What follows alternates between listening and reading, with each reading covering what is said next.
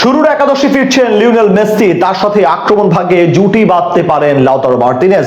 Defence নিয়ে আছে বড় সুখবর, কেপ ভার্দেকে হারিয়ে পরের রাউন্ডে যেতে সব দিক থেকে প্রস্তুত আর্জেন্টিনা ফুটবল দল। জর্ডান ম্যাচের তুলনায় এই ম্যাচে দেখা যেতে পারে একাধিক পরিবর্তন, সাথে আসছে বেশ কিছু চমক। সব মিলিয়ে আগামী ম্যাচে কেমন হতে চলেছে আর্জেন্টিনার সেরা একাদশ, তাই নিয়ে বিস্তারিত এই রিপোর্টে। দেখতে দেখতে চলে এসেছে আর্জেন্টিনার সেই কাঙ্ক্ষিত ম্যাচ। শনিবার ভোরে কেপ ভার্দের বিপক্ষে নকআউটের প্রথম ম্যাচে মাঠে নামবে গেলবারের চ্যাম্পিয়নরা। এই ম্যাচে জিতলেই শিরোপার আরো এক ধাপ নিকটে পৌঁছে যাবে আকাশী নীল জার্সিদারিরা। তাই তো র্যাঙ্কিংয়ে ৬২ ধাপ পিছিয়ে থাকা কেপ ভার্দের বিপক্ষে জিততেও সব দিক থেকে সিরিয়াস ভাবে প্রস্তুতি নিচ্ছেন লিওনেল স্কেলোনি। দলের সেরা তারকা লিওনেল মেসি সহ সব রথী মহারথীদের নিয়েই মাঠে নামার প্রস্তুতি নিচ্ছেন তিনি। জর্দানের বিপক্ষে সবশেষ ম্যাচের তুলনায় এই ম্যাচের শুরুর একাদশে দেখা যেতে পারে একাধিক পরিবর্তন, সাথে থাকতে পারে বেশ কিছু চমক। এই ম্যাচে আর্জেন্টিনার গোলকিপিং পজিশনে থাকতে পারেন এমিলিয়ানো মার্টিনেজ। গ্লাভ সাথে দারুণ ছন্দে আছেন এমি। ভাঙা আঙুল নিয়ে যেভাবে আর্জেন্টিনার গোলবারের আগলে রেখেছেন তিনি, সেটি সত্যি প্রশংসা করার মতো। তার সাথে রক্ষণের সবচেয়ে বড় পাওয়া ক্রিস্টিয়ান রোমেরোর ইনজুরি মুক্ত হওয়া।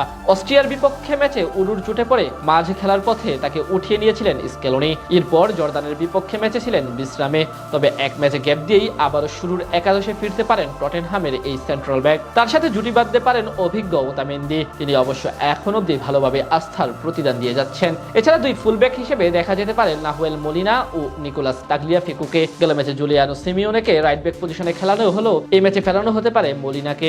আর্জেন্টিনা দলের সবচেয়ে ভরসার জায়গা তাদের মিডফিল্ড পজিশন। সেখানে জর্দানের বিপক্ষে লো সেলসোর জাদুকরী পারফরমেন্স নতুন করে আত্মবিশ্বাস জুগিয়েছে কোচ স্কেলোনির মনে। ফ্রি কিক থেকে তার নজর কাড়া সেই গোল কিংবা পুরো ম্যাচে আধিপত্য বিস্তার করে পারফরমেন্স করা, সব মিলিয়ে লো সেলসোকে শুরুর একাদশে রেখেই একাদশ সাজাতে পারেন তিনি। তার সাথে ফেরানো হতে পারে অভিজ্ঞ রদ্রিগো দি পলকে। ইন্টার মায়ামির এই ডিফেন্সিভ মিডফিল্ডার টুর্নামেন্টে আর্জেন্টিনার জন্য অন্যতম ভরসার নাম। তার সাথে ইংলিশ প্রিমিয়ার লিগের তারকা এনজো ফার্নান্দেসকেও ফেরানো হতে পারে আর্জেন্টিনার শুরুর একাদশে। যদি নিজের ক্লাসিক ৪-৪-২ ফরমেশনে একাদশ সাজান স্কেলোনি, সেক্ষেত্রে চতুর্থ অ্যাটাকিং মিডফিল্ডার হিসেবে থিয়াগো আলমাদাকে বেছে নিতে পারেন তিনি, যিনি কিনা এবার আসরে এরই মাঝে অসাধারণ পারফরমেন্স করে সবার নজর কেড়েছেন।